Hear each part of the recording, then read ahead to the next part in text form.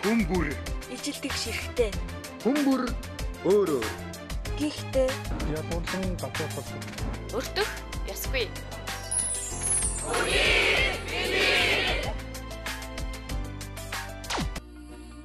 Дэд бүтцийн хүртээмжгүй байдал ерөөсөө хараагүй хүмүүсийг шууд одоо гэрийн хорионд оруулахад хүргэдэг. Гэрэл дохион дээр ирээд зам хөндлөн гарахад ярддаг дохио байдаггүй. Таггүй таран ширээ бол 2 ч удаа унжсэн. Гэрэлтэй газараар явахгүй харанхуй газараар явна гэдэг чинь аюултай л та.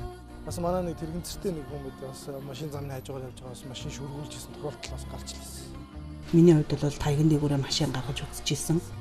Бидний өөрсдийн бас тэмцэл үг дуу хоолой бас их өгүүлэгддэг юм байна. Бид асуудлаа ойлгох хэрэгтэй байд юм байна. Хөгжлийн бэрхшээлтэй иргэний нийгмийн хамгааллын тухай хуулинд зааснаар бие махбод оюун санаа, сэтгэл мэдрэл, мэдрэхүйн согоггийн улмаас бусдын адил нийгмийн харилцаанд оролцох чадвар нь бүрэн болон 12 сараас дээш хугацаагаар хязгаарлагдсан хүнийг хөгжлийн бэрхшээлтэй гэж ойлгоно. Нийгмийн хамгаалал хөтөлмөрийн яамны мэдээнээс харахад 2010 оны байдлаар улсаас тэтгэвэр авч байгаа 126 мянга гаруй хөгжлийн бэрхшээлтэй иргэн байсан. Энэ тоо сүүлийн жилүүдэд багасаагүй. Хөгжлийн бэрхшээлтэй хүмүүсийн ихэнх нь нийгмээс тусгаарлагдсан, хязгаарлагдмал орчинд амьдарч байгаа. Тэд бусдын ладил амьдрах, хийж бүтээх хүсэл тэмүүлэл дүүрэн байдаг боловч сурах, хөдөлмөрлөх, нийгмийн үйл хэрэгт оролцох, гэр бүл зохиох, үр хүүхдийн өсгөх итгэл найдвар бага, эмнэлэг, сургууль, дэлгүүрээр үйлчлүүлэх, тээврийн хэрэгслээр зорчих, мэдээлэл хүлээж авах боломжинд хязгаарлагдсан байдаг. Явгууны замаар гарч чадахгүй, боржуур давж чадахгүй тэрэгцэртэйгээ. Тэгээд явгууны замаас гадна албан байгууллагууд бас ер нь бол ихэнх албан байгууллагууд юм налуу зам тэрэгцэртүүний зам байдгүй л дээ. Яагаад гэвэл одоо хаан улд дүүргийн жишээ нь хаан улд дүүргийн эмнэлэг байна л та. Дөрвөн давхар. Тэрэнд ингээл ороод үзүүлийгээд тэгэхэд ямар ч тийм тэрэгцэртэн хүн явах зам байхгүй. Үүднээс авахгүй л юу нь бол тэгэл амар шаттай. Тэгээд хүн гууд дандаа л ер нь бол хүн гууд л тэгэл хүн гуйна гэдэг чинь тэгэл зарим нэг нь бол яг уу тэгэл туслаад татаал ингээл яваал зарим нэг нь бол харчаал тэгэл яваал өгч шít тий.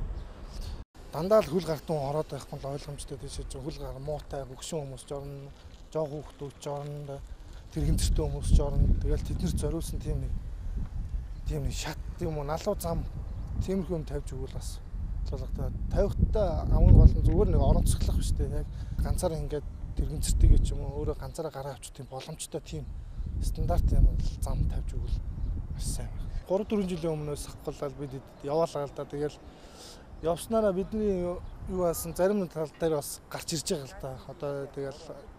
Одоо энэ хойтлын 100 айлын юу гарах худал ихэд чинь л одоо налуу замгүй байсан. Одоо тэгэл тэр чигтээ бүгд налуу замтай болж байна. Тэрүүгээр одоо бид нар бас аварга саадгүй зорчиход бараг болж байна л да. Тэрэгцэртэй иргэдийн үндэсний холбоо 260 гаруй гишүүнтэй. Гишүүдийнх нь 3-1-ийг 35 хүртэлх насны залуус эзэлдэг. Булган бол тэдний л нэг. Тэрээр нийгмийн үйл хэрэгт идэвхтэй оролцдог. Эрхийнхээ төлөө тэмцдэг залуу. Орж гарах, явж суух бүрдэн хүний эрх чөлөөгөө бүрэн эдэлж чадахгүй байгаагаа мэдэрдэг ч явандаа өөрчлөлт.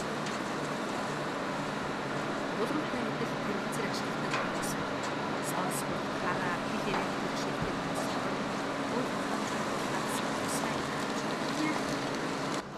Тэд иргэний, улс төрийн, эдийн засгийн, нийгэм соёлын бүхэл эрхийг Харахгүй л байгаа байхгүй харлаа.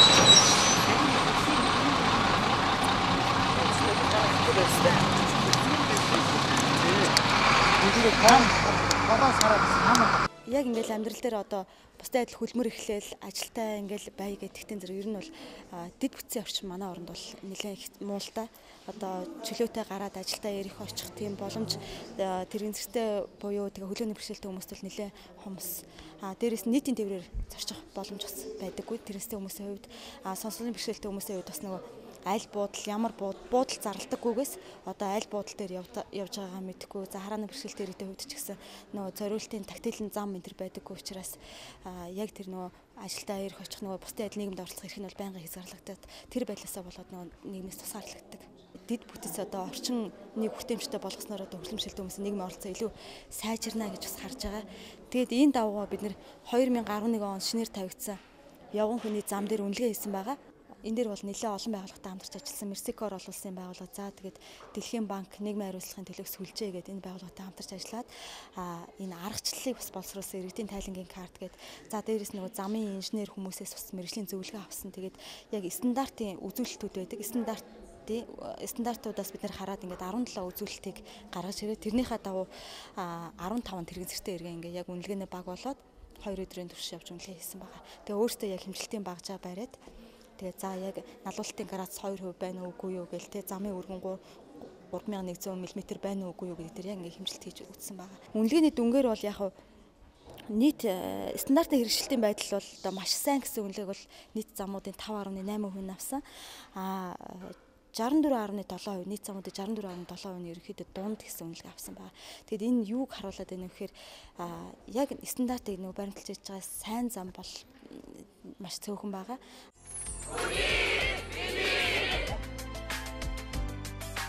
Хөгжимшилтэй хүмүүсийн хамгийн их одоо эмнэлгийн үйлчлэгээр явдаг, эмнэлэгт үйлчлүүлдэг хүмүүс байх гэж бодож байсан чинь эсэргээрээ бүр маш бага үзүүлэлттэй гарч ирсэн. Тэгээд яагаад вэ гэсэн чинь нэг эмнэлгийн орчны хүртээмж байхгүйгээсээ болоод 2 давхарт нь гараад эмчтэй үзүүлэл 3 давхарт нь гараад физик эмчилгээнд ороод 1 давхарт нь гараад нөгөө биохими шинжилгээ өгвөл энэ төр явах боломж байдгүй юм байна л да. 2-оос 3 хүнтэй явж ижил тэр боломж хүрдэг. Тийм болохоор тэр бэрхшээлээс айгаад хөгжимшилтэй хүмүүс ерөөсөө эмнэлгийн үйлчлэгэнд хамтдаж чаддгүй энэ хэрэгсээ. Саяхан бид нар аяатлагаас нэг хамтдаа чадна гэд хөгжимшилтэй эмэгтэйчүүдийн нийгэмшүүлэх тийм төслөөр хичүүлсэн. Тэгээд бид нар бүгдээрээ тэнгис кино үзсэн байхгүй юу. Тэгээд тэн дээр нэг 70% нь ерөөсөө тэнгис кино орж үзээгүй хүмүүсээс. Тэгэхээр яагаад ингээд тэнгис кино үзэх хэрэггүй. Тэр тэнгисийн тэр олон шатаар чинь бид нар яаж гарах юм. Тэгээ дээрээс нь ингээд кино үзэхийн төлөөнөө таксидаал ирээл буцаал таксидаал гэртээ харна гэдэг чинь нөгөө маш их өндөр зардалтай болчихж байгаа гэдэг. Тэгээд тэр мэтчлэнгээр ингээд энэ бол зөвхөн жишээ шүү дээ. Тэгэл одоо дуртай өсчөндөө орж чадахгүй байх тий дуртай дэлгүүрээрээ орж чадахгүй байх. За тэгээд боловсролын үед бол бүр нэлээд хүнд ихтэй сургуулиуд чинь тийм налуу замтай лифттэй ихтэй сургуулийн оюутны байр хийдвүлээ, оюутны сургалтын танхимж хийдвүлээ тий. Тэгэхээр ерөөсөө ингээ боловсролын асуудал бас ингээ хаагдчихдаг.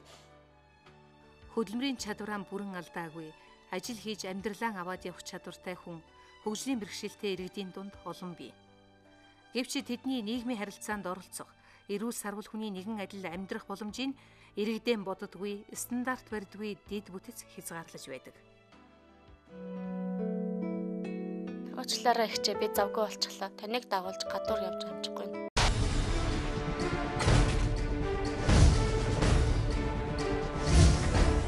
Монголын тэрэгцэртэй иргэдийн үндэсний холбооноос 2011 онд Улаанбаатар хотод шинээр тавигдсан явган хүний замын стандартыг хэрэгжүүлсэн гэсэн судалгаагаар нийт замын 70.50% нь стандартын шаардлага хангаагүй.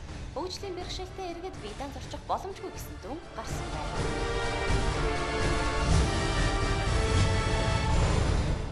Хүмүүрт ижил тэгш хүртээмжтэй орчин бүрдүүлээ. Монгол улсын хүний эрхийн үндэсний комисс. Энэ охиныг булармаа гэдэг. Булгантай адил тэрэгцэртэй иргэдийн үндэсний холбооны гишүүн. Гэртээ суугаад байхыг хүсдэггүй болж л өгвөл ажилдаа явна. Ажилдан бол юунаас ч илүү дуртай. Гэрээсээ дөнгөж гаруудал бусдынхаа адил бэрхшээл амсдаг болохоор өдөр бүр гэрийнхнийхээ нэгээр хөргүүлнэ бас ахуулна.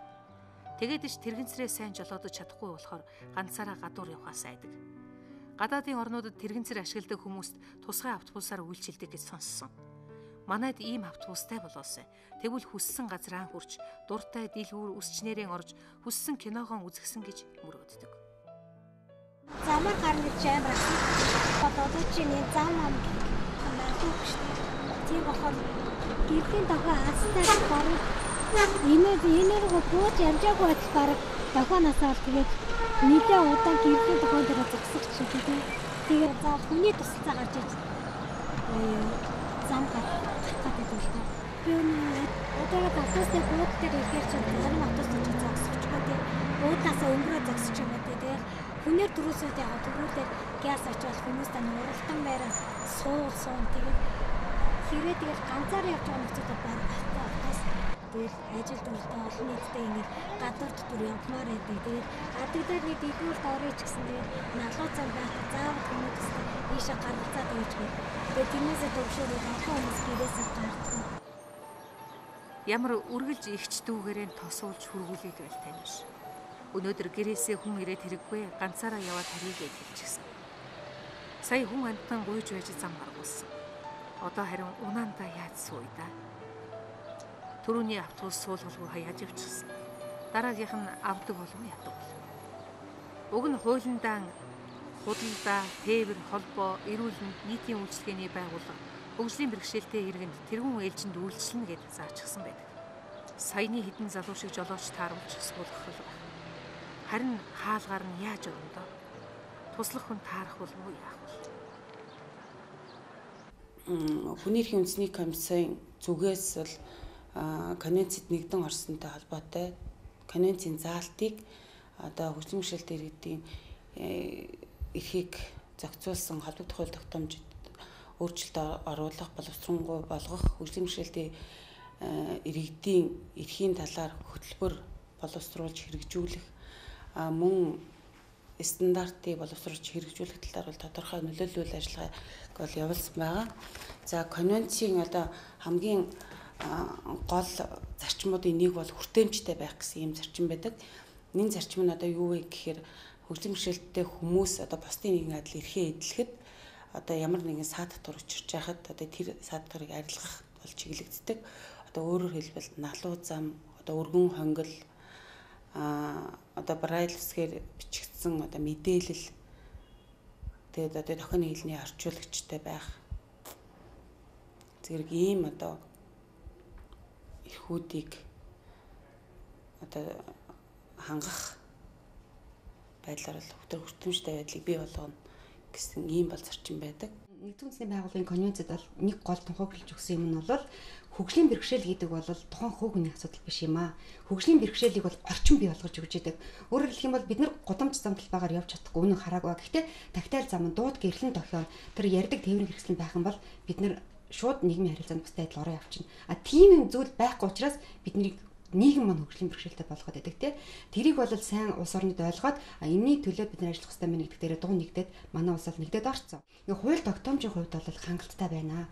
Гол нь өнөөдөр учирч байгаа гол бэрхшээл маань яг энэ хууль тогтоомжууд маань хэрэгжих төвшөнд очиод ирэхээр ерөөсөө ямар ч явцгүй таг зогсчдаг. Өөрөөр хэлэх юм бол бид ингээд өчнөө стандартаа болоо, хуультай болоо гэж баярладаг.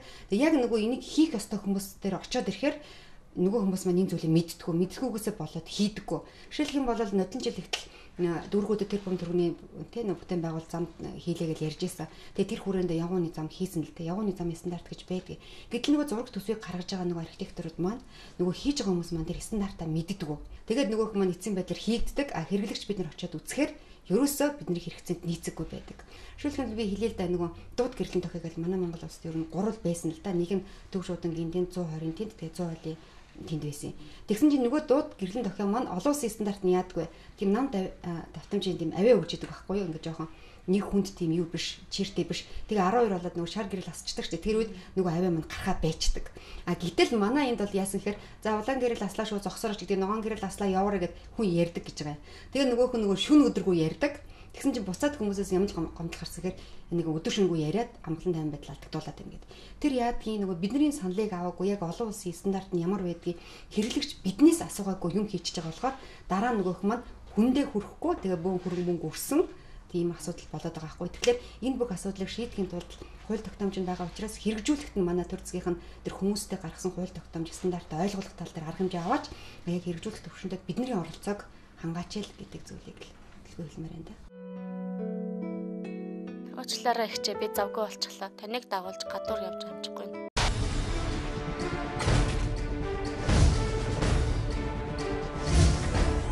Монголын тэрэгцэртэй иргэдийн үндэсний холбооноос 2011 онд Улаанбаатар хотод шинээр тавигдсан явган хүний замын стандартын хэрэгжилт гэсэн судалгаагаар нийт замын 70.50% нь стандартын шаардлага хангаагүй. Хөгжлийн бэрхшээлтэй иргэд биедан зорчих боломжгүй гэсэн дүн гарсан байна. Хүмүүрт ижил тэгш хүртээмжтэй орчин бүрдүүлээ. Монгол улсын хүний эрхийн үндэсний комисс. Энэ хүмүүс Тэд өдөр бүр энэ зам. Энэ бол жирийн хүн. Яг тээвэр гიშгэл гав. Гадаад бол явган хүний зам. Эдгээр жилийн өөрсдийн хүсэлтээс оролцоотой байсан зориултын зам хилэнтэй болчихжээ. Бичнээ нэгэлсэн ч хаягаараа мэдүүлэн зүгчээ. Харин улаан замын шон зоочсон машин авчихсан. Бүр хараатай хүч мөрч зам дээр дэлгүүр барьчихсан. Уг нь стандартаар бол явган хүний зам дээр альва зүйлийг байрлуулах харааны бэрхшээлтэй хүмүүстээс хадгалахгүй. Энэ хаягийн даялгаар мэдүүлсэн. Хоёр нийтийн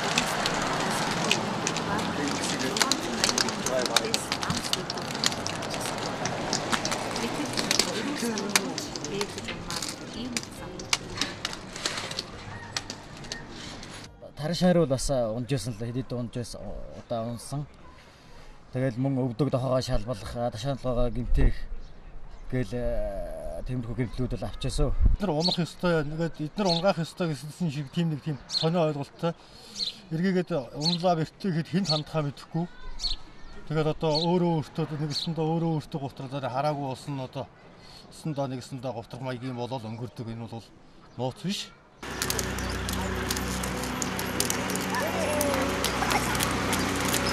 Тэр хайласт байдаг. Тэгээ хайластаас ирэхэд бол үнэхээр 2-3 автобус, заримдаа 3 автобус, заримдаа 4 автобус дамжиж ирдэг, заримдаа тэгээд 3 автобусанд суугаад өөр газар буугаад ингээд ажилласаа хоцроод ирэх тохиолдол инүүхэнд байдаг. Хамгийн гол нь хүн одоо энэ хаанхын автобус гэхэд бол хэлж өгдөггүй. Тэгэл ингээд бөө ингээд автобус игнээ зогсож хахад бүр төр үйлдвэр долоон буудал бүр төр уршаа очоод зогсчдөг. Бид нар нөгөө тийч хараас ингээд хаягаа ингээд саваа ингээд тэмтрээ явж хахад чи машины тойлмол би одоо